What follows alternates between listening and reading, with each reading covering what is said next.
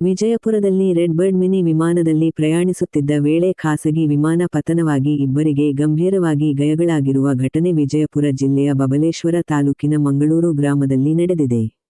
Red bird mini ವಿಮಾನದಲ್ಲಿ ಪ್ರಯಾಣಿಸುತ್ತಿದ್ದ ಇಬ್ಬರಿಗೆ ಗಂಭೀರವಾದ ಗಾಯಗಳಾಗಿದ್ದು ತಕ್ಷಣ 108 ಆಂಬ್ಯುಲೆನ್ಸ್ಗೆ ಕರೆ ಮಾಡಿದ್ದು ಆ ಮೂಲಕ ಗಾಯಾಳುಗಳನ್ನು ಆಸ್ಪತ್ರೆಗೆ ಶಿಫ್ಟ್ ಮಾಡಲಾಗಿದೆ. ಮಂಗಳೂರು ಗ್ರಾಮದ ಬಳಿ ಇಂದು ರೆಡ್ ಬರ್ಡ್ ಖಾಸಗಿ ಮಿನಿ ವಿಮಾನ ಪತನವಾಗಿದೆ.